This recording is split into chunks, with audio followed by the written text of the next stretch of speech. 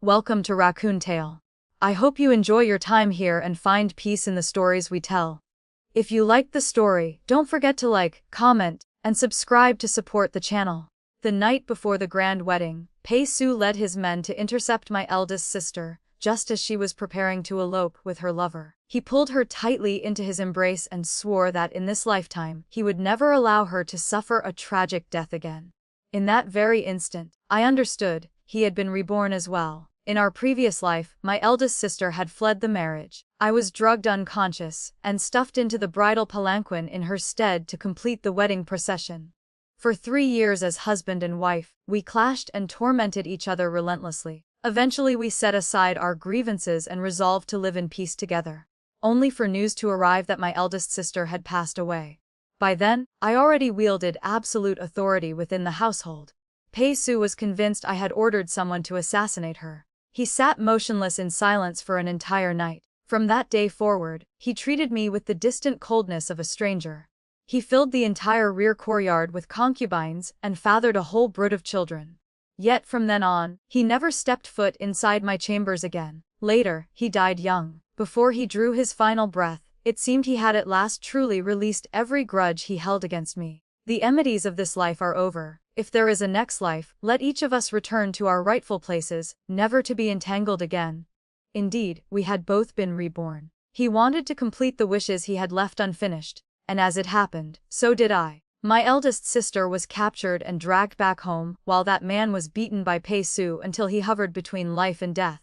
At the time, Pei-su was barely past 20, brimming with hot, blooded vigor, powerful and fierce. He flipped the man's face upward and saw clearly that it belonged to a pale-skinned scholar, gentle and strikingly handsome, the complete opposite of himself, who trained in martial arts year-round. In the previous life, neither of us had ever learned the identity of the man who had eloped with my eldest sister. The entire scheme had been arranged with airtight secrecy. Not the slightest rumor had ever leaked. In this life, Pei-su had seen him with his own eyes. The man was someone utterly unlike him in every way. A secret thrill surged through my chest. Look at that, Pei-su. The man my eldest sister loves is nothing like you. How perfectly ridiculous. In the previous life, every concubine he welcomed into the manor bore at least some resemblance to my eldest sister. Among them, the one he doted upon most was a concubine named Tao Niang, who resembled my eldest sister by a full 70%. When she first gained his favor, Tao Niang still knew how to keep her place. But the moment she realized that in Pei-su's heart I carried not even the slightest weight, she came swaggering before me to provoke. Madam and the one who truly lives in the master's heart are blood sisters, yet you share not even half a likeness. On the other hand, I resemble her so closely. Perhaps this is simply fate. Her taunt only struck me as laughable. I immediately drew my blade and slashed a savage cut across her face. The wound was deep. Even if it healed, the scar would remain forever. I was thoroughly satisfied. There. Now you no longer look alike. Tao Niang's face drained of all color in terror. She fled sobbing, blood streaking long trails across the ground. After court ended, Pei-su stormed furiously into my courtyard, one palm clamped around my throat, squeezing so hard he nearly strangled me to death. Song Qing Chang, how can you be so vicious? I lightly twisted the mechanism at my wrist. My sleeve flared open and a short arrow shot out, burying itself straight into his abdomen. Fresh blood gushed forth at once. He stared in disbelief, pain flashing through his eyes. Song Qing Chang, you want to kill me? Keep your concubines under control. If any of them dares step before me again, I won't mind sending them to the afterlife.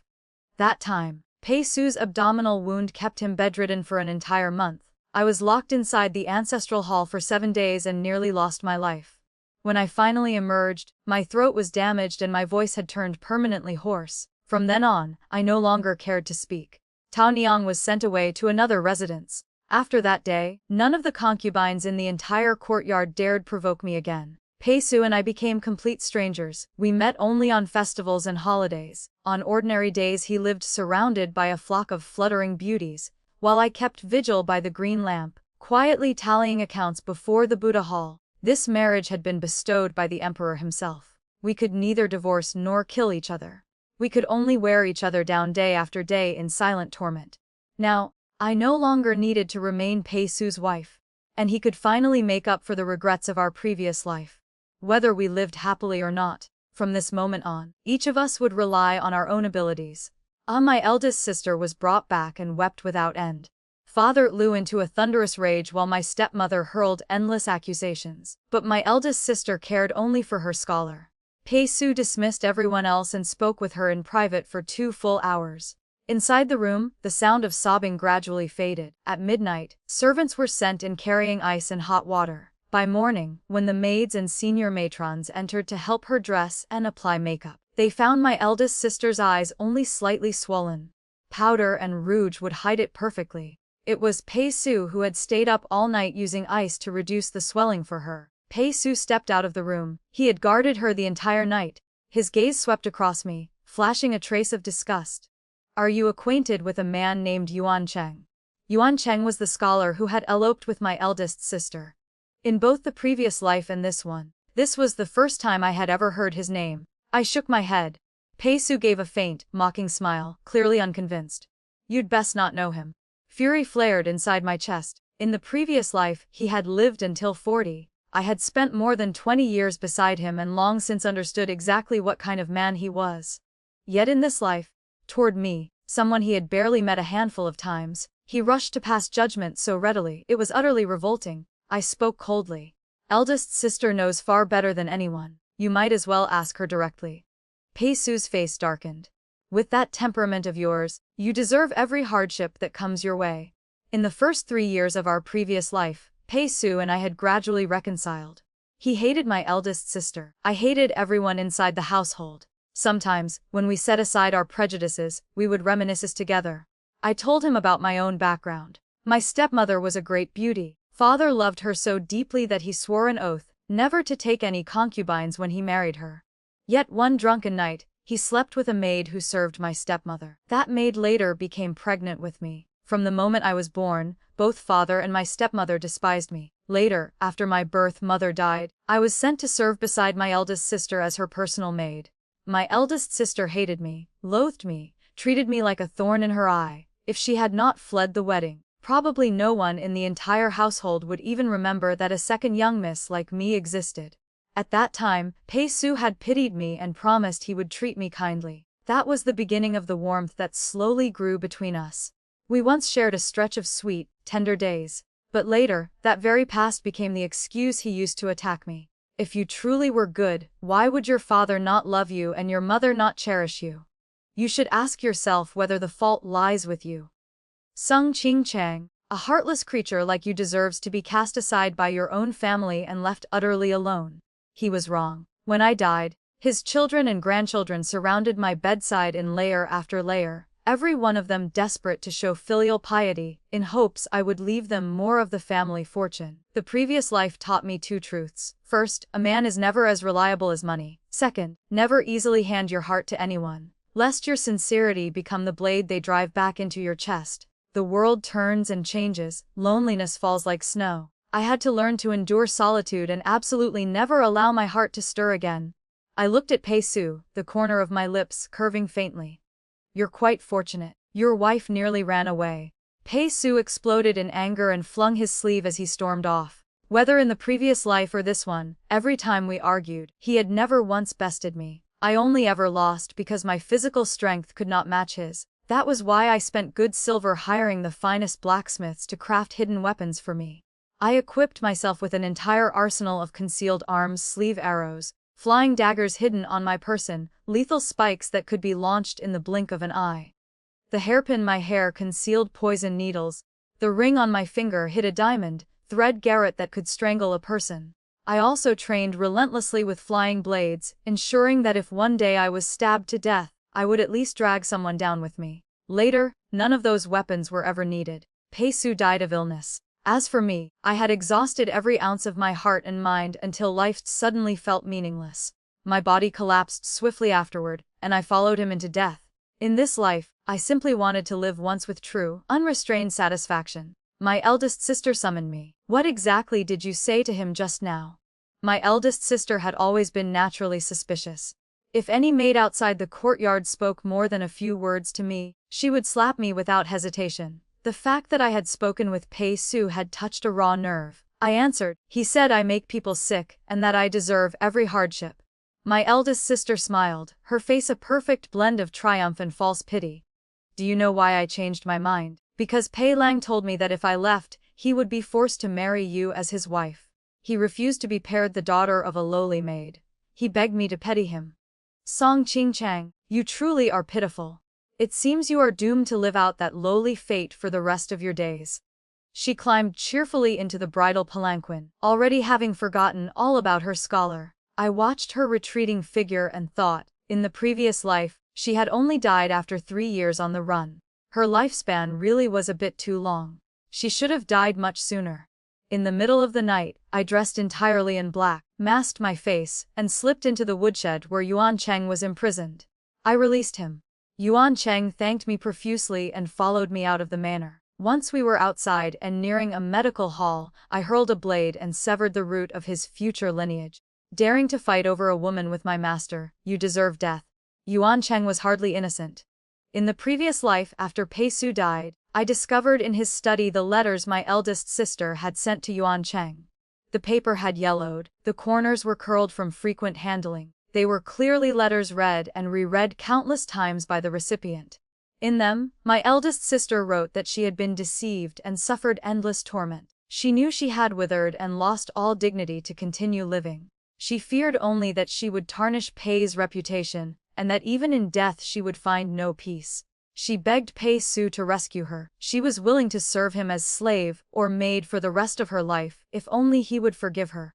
At the end of the letter, she especially instructed, "Do not tell my younger sister. My younger sister hates me. If she learns of this, I fear I will never return alive to see my husband again." My eldest sister truly had died. Pei Su had suspected me his entire life. Later, when her body was brought home, it was evident she had been brutally tortured. Yuan Cheng had lured her away only to abuse her mercilessly. A worthless scum who seduces another man's daughter into eloping deserves to be treated like a human trafficker. Today he had brought this upon himself. But I still wanted him alive. Only, while he lived would my eldest sister remain in constant fear. Only while he lived would Pei Su feel as though a fishbone were lodged in his throat. There was no reason they could ruin my entire life yet still live comfortably in this one. I was a woman who held grudges. Every debt from the previous life in this one. I recorded them all, one by one. 3 days later, my eldest sister returned to her natal home. Pei Su accompanied her. Banquets and singing filled the outer courtyard, lively and bustling. I remained in the rear courtyard packing my belongings. In truth, the moment I was reborn I should have left immediately. But the timing of my rebirth had been unfortunate. Right on the night before my eldest sister's grand wedding. That same night I had also released Yuan Cheng. I feared that if both Yuan Cheng and I disappeared on the same day, people would fabricate rumors that I had eloped with him in secret. Just thinking about it filled me with disgust. Moreover, I still had vengeance to exact. It was better to wait until this home visit, finish my revenge, and then depart. It would not be too late. The door to my room was pushed open. My eldest sister glided in gracefully. Her appearance was enchanting. Her hair styled in the neat married woman's bun, adding several degrees of mature allure. She swept a glance around my plain room, the corners of her lips lifting in a mocking smile. "Little sister, do you believe in past lives and present lives?" I raised my eyes, puzzled at whatever madness had seized her this time. She spoke unhurriedly. "I just had a dream. In the dream, the one married to Pei Lang was you. Unfortunately, Pei Lang did not like you and left you living like a widow your entire life. When I woke, I was terrified. Thank goodness the one married to Pei Lang was me. But after thinking it over, I still felt uneasy. How could my man be allowed to be linked with you? Even in a dream. Even if he dislikes you, even if it was only a dream, it must not happen. So I found you an excellent marriage match. Nanny Wang's son in the manor is not bad at all. I have already spoken with mother. Tonight you will be married off." The corners of her lips curved, her expression arrogant. One hand lightly rested over her belly. "I forgot to tell you. Pei Lang treats me differently from anyone else. We will very soon have a child of our own." Her demeanor did not resemble someone who had been reborn. Most likely, on the night before the wedding, when Pei Su stayed with her, he had said something. She had come here to flaunt the favor Pei Su showered upon her.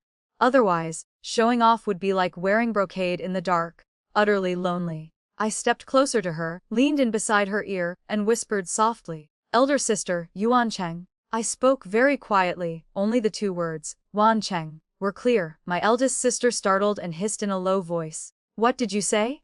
Yuan Cheng. Speak louder. I said about Yuan Cheng. I obeyed elder sister and already released him. I spoke loudly. Loud enough that the entire outer courtyard could hear clearly. Pei Su stood at the doorway, his face as cold as ice. He glanced at the simple servant's room, then said to my eldest sister with cool indifference. Let's go. It is time to return to the manor. My eldest sister panicked and threw herself into his arms, frantically explaining. Husband, don't listen to her. She is framing me. I know. Pei Su said coldly, each word falling like ice. I know she is the one who fabricates trouble and harbors a venomous heart. You are no match for her. In the future, there is no need for you to see her again. Delight bloomed across my eldest sister's face. Pei Lang, you are truly wonderful. She had always loved anyone who belittled and trampled me. It suddenly occurred to me. What impression exactly had I left in Pei Su's heart? In the previous life, after I drove Tao Niang away, he hated me to the bone. He took in several more women. But none resembled my eldest sister as closely as Tao Niang had. He nearly went mad, wishing only for my death. He supported Prince Jing. I aligned myself with Prince Yu, Prince Jing's rival. We checked and balanced each other. Neither could kill the other. But in the inner courtyard, my mother-in-law possessed more than enough methods to torment me. In the end I still endured no small amount of suffering. He called it my retribution. At the time he was contending for the position of Grand General. I smiled and said, perhaps I should kill your mother. You mourn for 3 years, and I repay her life with my own. That way I can also claim I have been loyal to Prince Yu and thank him for protecting me. Pei Su was both shocked and furious. He knew I was capable of it. He no longer dared leave me and his mother together, so he sent her far away. The inner courtyard was left with only the two of us, hating each other yet inextricably bound, neither willing to die first. That afternoon, my stepmother summoned me. 2 people were already kneeling inside the flower hall. They were Nanny Wang and her son. He was a short man, barely reaching my waist. My stepmother said indifferently, this is your future husband. Go prepare yourself. Tonight you will be sent over. Does father also approve? What else would it be? She smiled without smiling. Did I even need to ask? If father had truly cared for me, I would have been the legitimate second young miss of the household instead of a mere maid serving my eldest sister. I said softly, thank you, mother. I walked out together with the short man. He looked somewhat embarrassed. I know I am unworthy of you, but this is the madam's wish. I nodded. Allow me to freshen up a little. Come fetch me shortly, Nanny Wang said. I will accompany the young miss to dress. She had originally been one of the maids who had accompanied my stepmother in her own marriage. After my birth mother was taken by father as a secondary wife, my stepmother hated all the close maids and married Nanny Wang off to a crude servant in the manor, who fathered this short son. Nanny Wang had lived unhappily. She did not dare resent my stepmother, but she dared resent my birth mother, and she dared resent me. She had caused me no small amount of suffering. She followed me back to the servant quarters. I picked up my bundle and stood before the mirror combing my hair. Nanny Wang pulled a red velvet flower from her bosom. When I married, the madam bestowed this upon me. Consider it my gift to you today. She roughly pinned the flower into my hair. The hairpin's tail scraped my scalp, sending a sharp sting through me. She moved to drag me away. I said, let me bid farewell to father and mother first.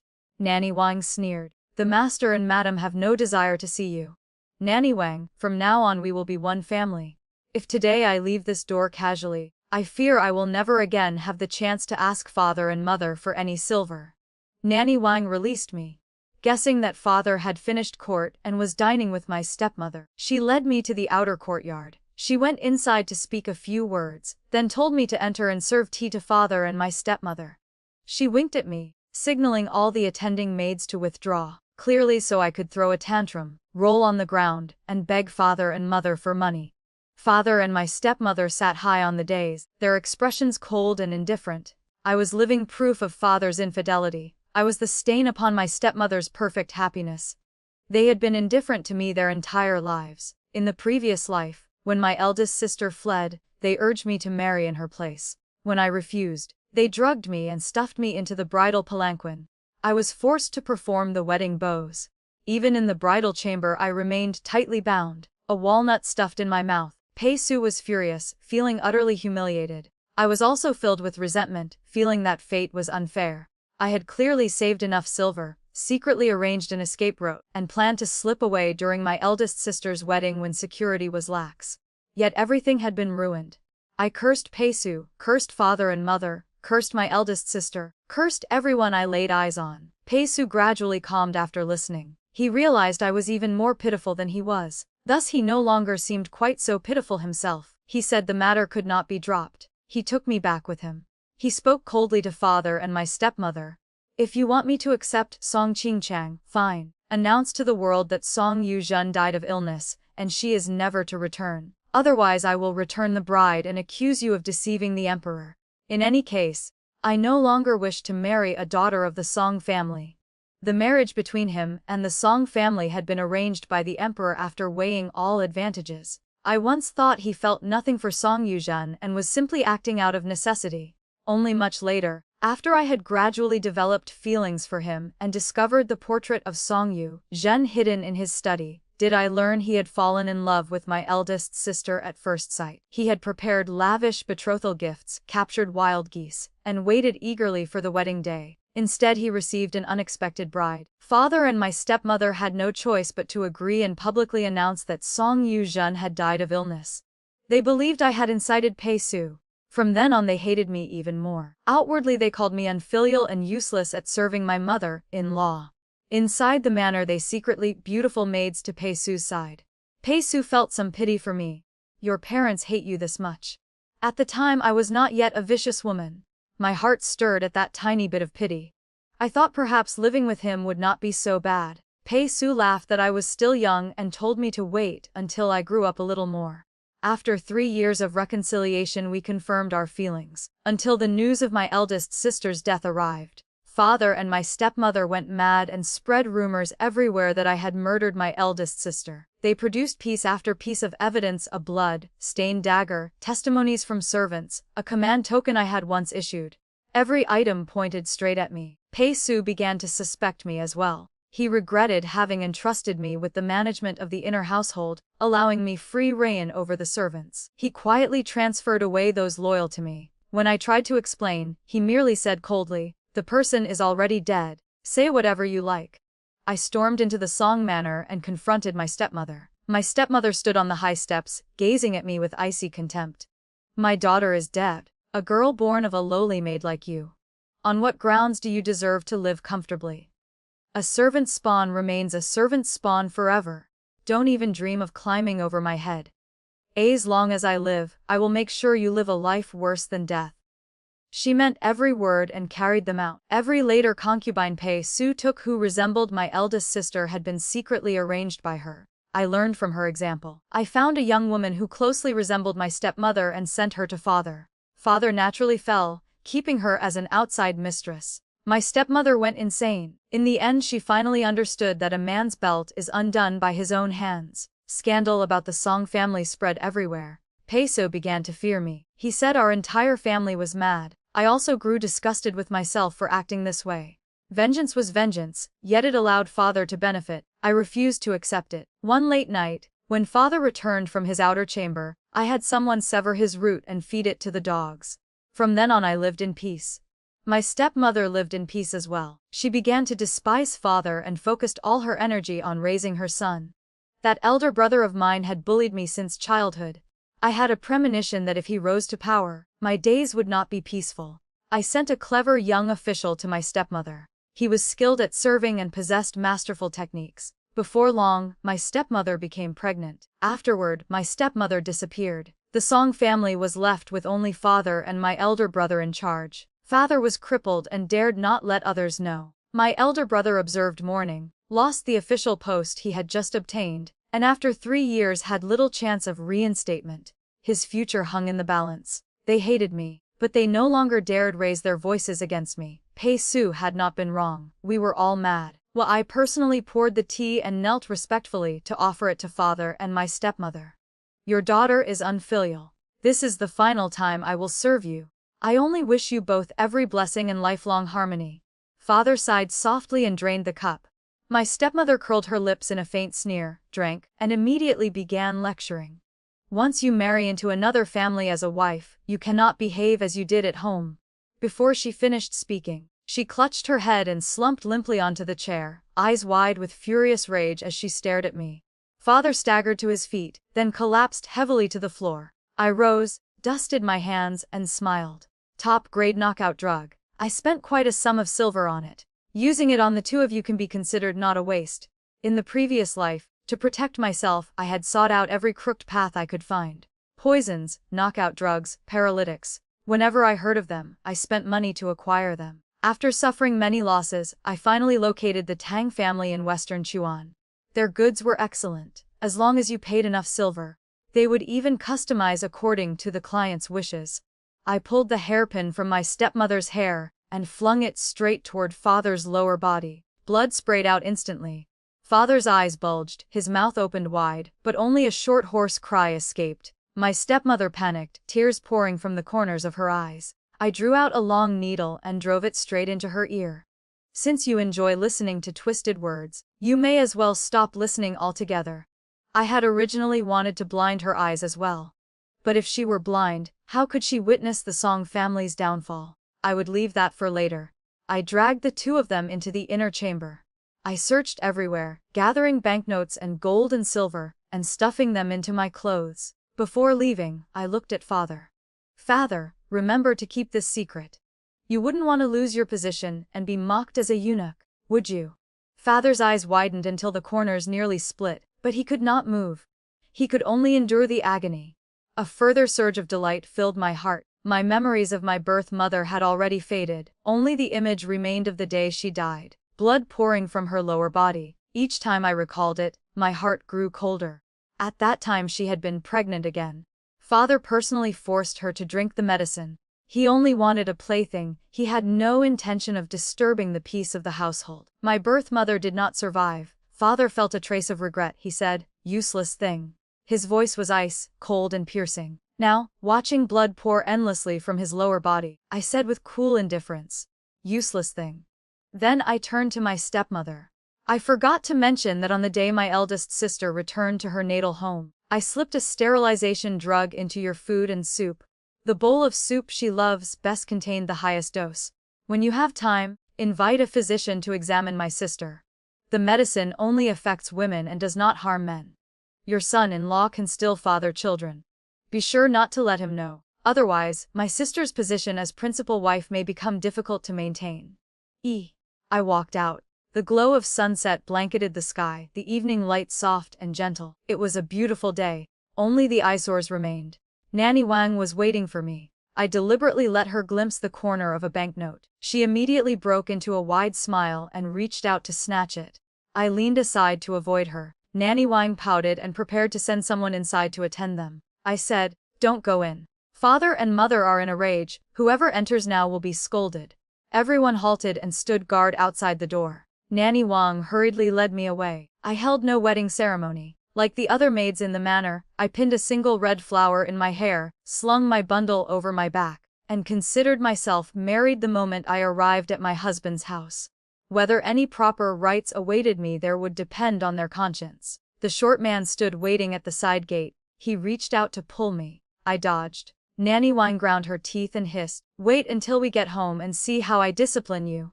We truly reached the house. I was shoved inside the room and the door slammed shut behind me. I spun around. My sleeve flared open and a short arrow shot out. It struck Nanny Wang square in the chest. The short man's hand was pinned firmly to the wall.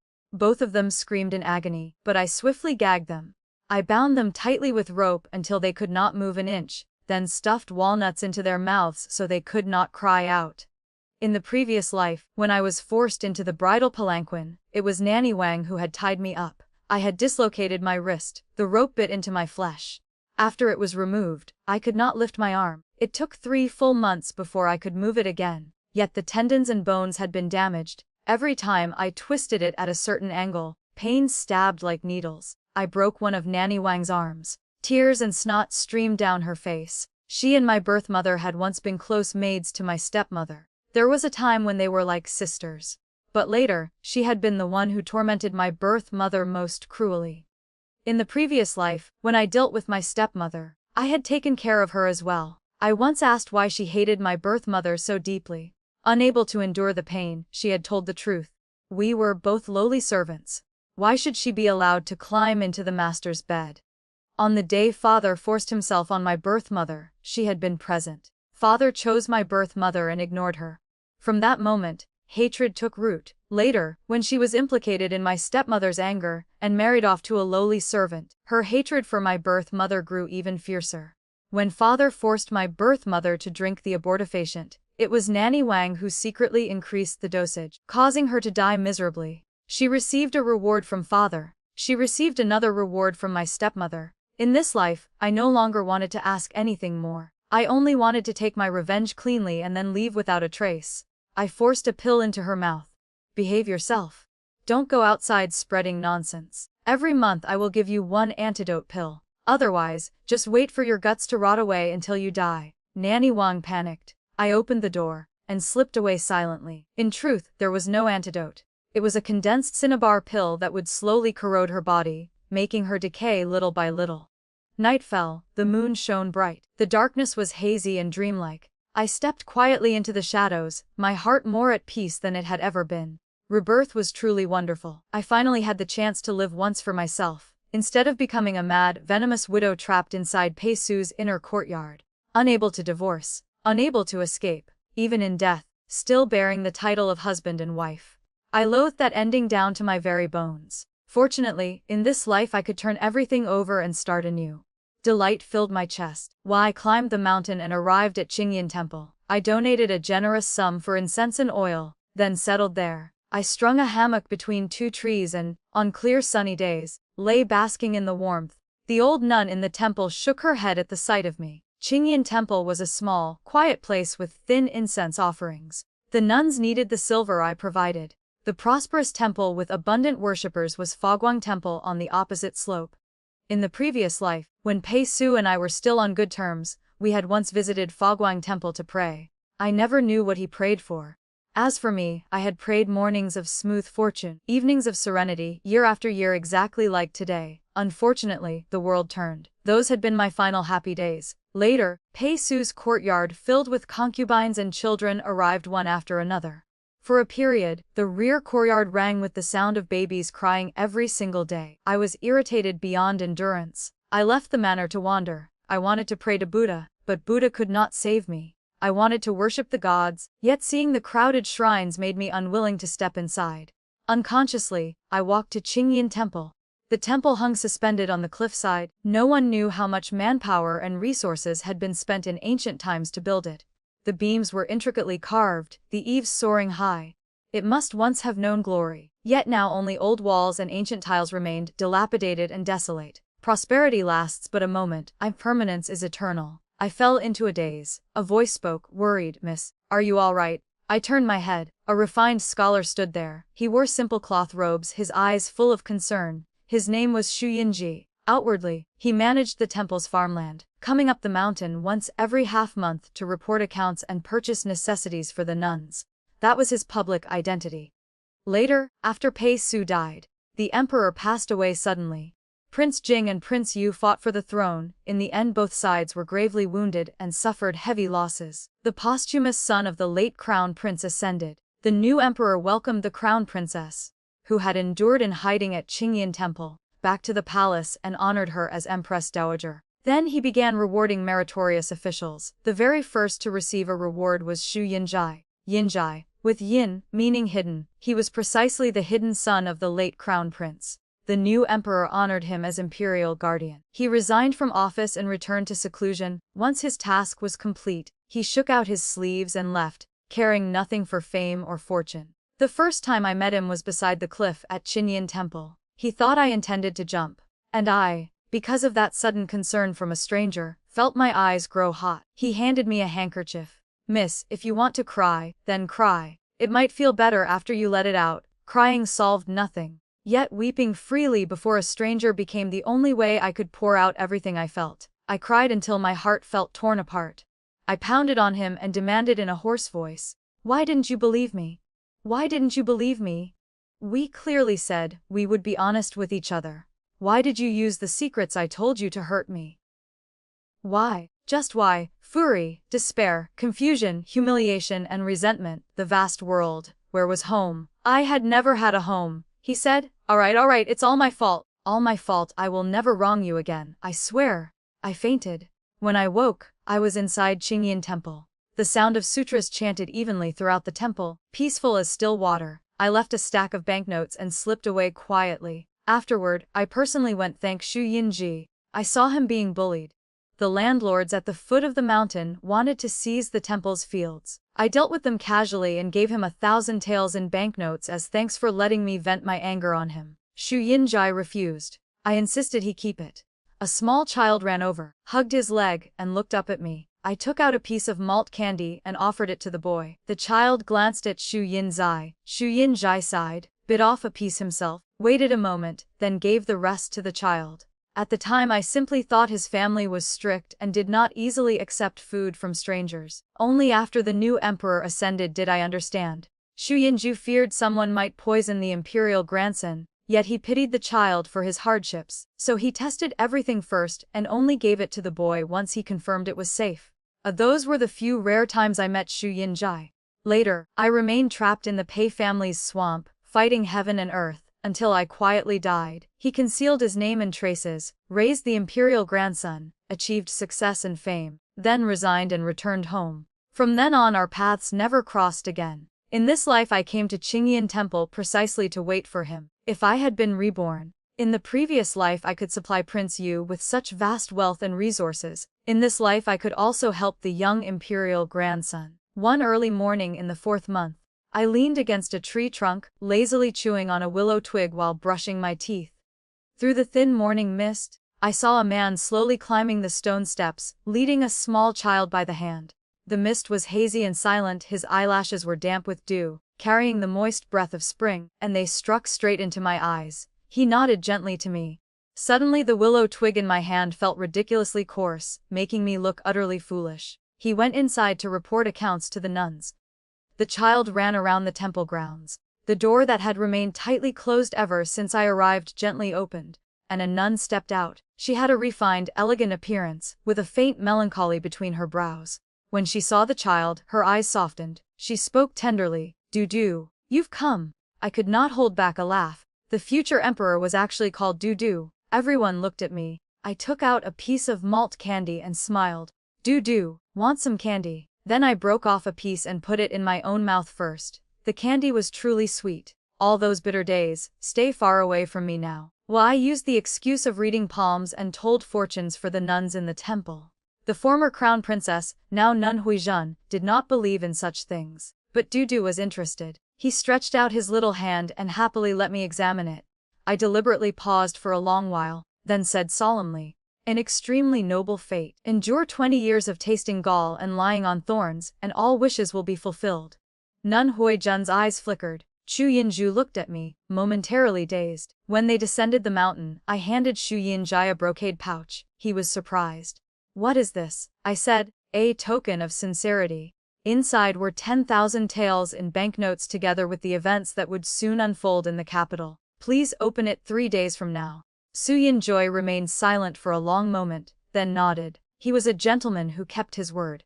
Since he had promised, he would do it. Once the item was in his hands, I felt at ease. Consider it an investment. I only hoped that later I could claim a share. Not long after Xu Yinji descended the mountain, I left as well. Their great undertaking. I could not help much. In the previous life I had given money to Prince Yu, and Prince Yu had given me protection. What I could do now was merely earn more silver. I traveled by water and first headed to Yangzhou. Along the way I heard travelers from the capital gossiping. They spoke of the Song family. They said the household had recently suffered every kind of misfortune. First the second young miss had died, and old Master Song fell ill from grief. Madame Song, overcome by sorrow, had damaged her ears and become deaf. The eldest young miss had been rumored have tried eloping with her lover. In short, gossip flew throughout the city. Everyone said the Song family had encountered evil spirits. The strangest part was their son-in-law, General Pei, who stubbornly insisted that the Song's second young miss could not possibly be dead. He offered a huge reward everywhere, demanding to see her alive or her corpse if dead. One whole 10,000 taels. Look carefully, miss. You bear a slight resemblance to the portrait. The speaker stared at me intently. Ma. I smiled brilliantly and brushed my hair aside so he could see better. Do I really look like her? Then why don't you take me along? If you claim the reward, we'll split it 50-50. Go somewhere else. She's a proper young lady of noble birth. How could she look as rough as you? I stopped smiling. Pei Su must have realized I had also been reborn. This matter could not be hidden. As soon as he investigated the injuries on father and my stepmother, he would know it was my doing. Song Qingchang before rebirth was merely a hot, tempered young lady. Song Qingchang after rebirth was a ruthless, merciless schemer. If he wanted to help Prince Jing succeed, he absolutely had to capture me. My greatest fortune was that he had died young. Little did he know that both Prince Jing and Prince Yu would prove utterly useless. The truly useful one was the young imperial grandson. I reached Jiangnan, spent silver to purchase a household register, and settled down to build my own foundation. In 1 full year I established my own manor and shops. News from the capital arrived one after another. The Song family declined. Madame Song had gone deaf. Old Master Song's temperament had changed drastically. Madame Pei learned that Song Yuzhen could not bear children and began actively arranging concubines for Pei Su. Pei Su, who had only embraced beauties in 2 lifetimes, naturally refused. The Pei household became a battlefield every single day. Once their family had made enough commotion, I released Tao Niang. A year earlier I had sent people to find her, redeem her from the brothel, and raise her in secret. One day my subordinate reported that Tao Niang seemed different. They had overheard her muttering, "Too good. One more time and I will definitely make that cheap slut Song Qingchang live a life worse than death." She was unusually calm, no longer frantic as before. I immediately understood. Tao Niang had also been reborn. I kept her for half a year solely so she could discover one piece of information on her own. Pei Su had also been reborn. Tao Niang went mad with joy. She immediately seized the chance to escape and set off for the capital to find Pei Su. The road from Jiangnan to the capital was long and arduous. A lone young woman. I did not feel at ease, so I spent silver to hire a bodyguard. The bodyguard's name was Yuan Cheng. His sole mission was to secretly protect her and ensure she reached the capital safely. A year earlier, his manhood had been crippled, but he had barely survived by crawling to a medical hall to save his life. After recovering, he had drifted into a male brothel and become a young attendant serving men. I had people redeem him and trained him into an assassin. Tao Niang was his first assignment. The moment he saw Tao Niang, he froze, then concealed the hatred in his eyes, disobeyed my orders, and stepped forward to strike up conversation. "Miss, are you also heading to the capital?" Tao Niang turned back. Seeing that the speaker was a handsome scholar, she smiled gently. "Yes, I am going to find my husband. What a coincidence. I am also heading to the capital to find an old friend." The two traveled together the entire journey, and faint affection gradually bloomed in their hearts. But in the end, Tao Niang's reason prevailed. Upon reaching the capital, she resolutely bid Yuan Cheng farewell. Yuan Cheng was unwilling to accept it and secretly followed her. He watched her wait outside the Pei manor. When Pei Su appeared, she rushed forward, threw herself into his arms, and sobbed, "Pei Lang, I'm back. Why didn't you come find me? Do you know how much I missed you?" Pei Su had been about to push her away at once. Hearing her words, his hand froze. He asked in disbelief, "Tao Niang. Woo-woo, it's me, husband. I missed you so much. Ah. Who hit me?" What greeted Tao Niang was a resounding slap from Song Yuzhen. She decisively yanked Tao Niang out of Pei Su's embrace and rained down several more slaps. "Where did this cheap maid come from? Have you never seen a man before that you throw yourself into my husband's arms?" When she clearly saw Tao Niang's face, she was terrified beyond measure. Tao Niang resembled her blood sister even more than I did. "Husband, you." Pei Su was extremely embarrassed. "Let's go inside and talk."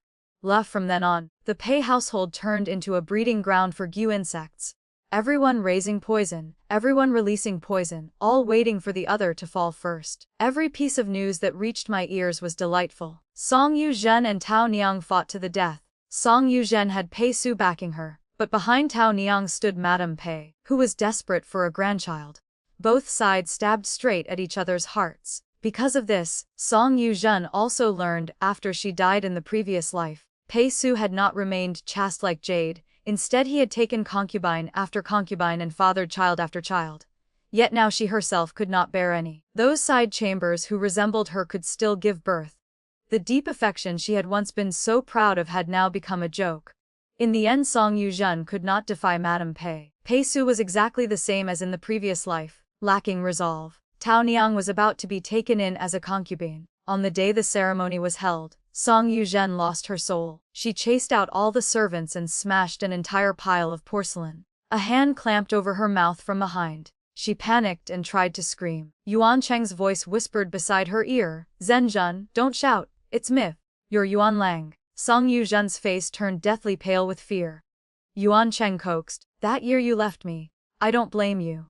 The Pei family is wealthy and noble. You enjoyed blessings and that was only right. It's just a pity that those wealthy days won't last much longer. Once that side chamber gives birth to a son, your position as principal wife will sooner or later become hers. I am a man, I understand men best. Have you ever thought that perhaps we can end it once and for all?" End it how? Song Yuzhen trembled. Yuan Cheng smiled faintly. "As long as Pei Su can no longer father children either, wouldn't the two of you be equal?" "Are you crazy?" Song Yuzhen cried softly. Yuan Cheng answered coldly and took out a bottle of medicinal powder. Later, Song Yuzhen felt that the crazy one was herself. She accepted the medicine and sent someone to invite Pei Su over. Perhaps Pei Su felt guilty in his heart and truly came. Song Yuzhen offered him a bowl of subbering soup, eyes glistening with tears as she looked at him. Pei Su drained it in one gulp and comforted her in a hoarse voice. "Zhenjun, rest assured, I only want one child. Once it's born I'll hand it to mother to raise, then send her to a manor where I will never see her again." Before Song Yuzhen could reply, Yuan Cheng suddenly burst in. Without a word he shot a flying dart and unleashed a cluster of arrows. He grabbed Song Yuzhen and fled. "Zhenjun, let's go." Song Yuzhen's teeth chattered in terror. Everything was completely different from what she had imagined. The two of them did not escape. They were captured by the household guards and forced to kneel in the main hall. Pei Su clutched his chest, glaring furiously. He had snatched the dart but could not dodge the cluster of arrows and was still wounded. He asked Yuan Cheng, "Where is Song Qingchang? What is your relationship with Song Qingchang?" "Song Qingchang? Who is that?" "The Song family's second young miss. Wasn't she already dead?" "Who is your master?" "I don't know. Never met him." Pei Su began to sense something was wrong. In the previous life he had hated me to the bone, and once suspected that Yuan Cheng had been deliberately sent by me to seduce his eldest sister. But now he was absolutely certain that Yuan Cheng and I had no connection whatsoever. He had truly wronged me. He asked again, "I clearly released you. Why did you still come to assassinate me?" Yuan Cheng laughed wildly. "You made me no longer a man. On what grounds should I spare you? But now you are just like me." That bowl of subbering soup contained sterility poison, and the arrows were also coated with poison. "From today onward, you and I are no different." "Ha!" Song Yuzhen trembled. Tao Niang's face was filled with horror. Pei Su shouted in panic, "Quickly summon the physician. Hurry." The moment the physician confirmed it, Pei Su stared blankly at the roof beams, feeling that life was nothing but a dream. He had clearly been given another chance, originally to make up for his regrets. Why had he ended up living even worse than in the previous life? He dealt with Yuan Cheng. He placed Song Yuzhen and Tao Niang under house arrest. Then he focused single-mindedly on building his great cause. He concluded that I was hiding inside Prince Yu's manor, acting like a mad dog urging Prince Yu to suppress Prince Jing. He held many secrets in his hands and quickly became Prince Jing's trusted aide, causing Prince Yu to make one foolish move after another. In this life, the emperor died even earlier than before. The capital fell into chaos. The two princes slaughtered each other. At the critical moment, the crown princess led a troop of soldiers into the capital to rescue the throne and stabilize the court. Once the dust settled, Prince Jing died in battle, Prince Yu committed suicide, and Pei Su fled the capital. The crown princess supported the young prince to ascend the throne, and the realm was pacified. I intercepted Pei Su on the Feng River, just as he prepared to board a boat and escape. His face was ashen, scars covered his cheeks, his figure gaunt, his brows heavy with gloom. He stood at the prow of the boat, looking at me from afar. "Song Qingchang, I never imagined we would reach this point." I smiled. "Yes, perhaps you and I were born to be rivals and could never share the same roof. But this time I won. And last time I never lost either. Before I died, I donated my entire fortune to the new emperor. My only request was that your descendants fend for themselves in the future, and never expect any light or favor from me." Pei-su smiled bitterly. You hate me that much. Should I not hate you? I asked coldly. The only person I had ever given my whole sincere heart to was him. In the blink of an eye he had discarded me like worn-out shoes. He did not believe me, resented me. He shielded his concubines and suppressed me. If I had not found Prince Yu as backing, I fear I would have been nothing more than a wronged ghost in the inner courtyard. Pei-su tilted his head back and laughed loudly. The grudges of the previous life are settled. In this life you want to capture me to claim merit, then come yourself. Was I crazy? I raised my hand slightly. Countless arrows shot toward the boat he stood on, once again reenacting the ancient stratagem of borrowing arrows with straw boats. Pei-su could not believe it and fell. Fortunately he was sensible and did not tumble into the river, saving me the trouble of fishing out his corpse. Before he died, his lips moved faintly and tears rolled down his cheeks. Perhaps he wanted to say something, but I simply watched him calmly until he drew his last breath. I brought Pei-su's body back to the capital. The new emperor was delighted and enfuffed me as a commandery princess. Su Yinju remained the imperial guardian. The crown princess became the empress dowager and ruled behind the curtain. I requested to confiscate the Pei family's assets. In the underground prison I released Song Yuzhen and Tao Niang. When Tao Niang saw me, she panicked. I slapped her 3 times, then told her to scram. She ran away shaking like a leaf. I said indifferently, the grudges between you and me are settled. Live decently from now on. If you dare harm others again, I will never forgive you. I won't dare anymore. Tao Niang fled in tears. In the previous life she had provoked me, and I had repaid her in full. In this life being reborn was her blessing. I only hoped she would cherish it and stop being foolish. Song Yuzhen trembled as she looked at me. What do you want to do? I accepted the long needle from my subordinate's hand and ordered people to hold her down firmly. Amid her terrified screams, I pierced her ear, then sent her back to the Song family. The Empress Dowager thanked me for the many times I had donated banknotes and pitied the hardships I suffered in childhood. She issued an edict stripping old Master Song of his post and exiling the entire family to a barren, cold land. When I had first been reborn, I hated so fiercely that I wanted everyone dead. Only various reasons had prevented me from killing casually. But after my days at Qinyan Temple, the killing intent inside me had lightened. Death was sometimes too easy. Living in endless suffering was true atonement. They would be like Madame Pei back then, serving as slaves in exile, with people specially assigned to watch and ensure they never enjoyed a single day of peace. Once everything was finished, I stepped out of the Pei manor. Someone was waiting for me outside the gate. It was Su Yinju. He held an umbrella, dressed in simple clothes. Seeing me emerge, the corners of his lips curved. Miss Song. Long time no see. Are you well? Memories of 2 lifetimes overlapped. The figure from that year on the cliff, who thought I was about to jump, merged with the man before me. I looked at him, smiled, and said sincerely, I am very well. Everything is well. From then on, the wind and rain of the mortal world passed like fleeting travelers. Only that temple on the mountain and the person there remained my old friend. The story ends here for now. If it touched your heart or left you thinking, I'd love to hear your thoughts in the comments. Please like, subscribe, and share Raccoon Tale to help more stories come to life. See you in the next tale.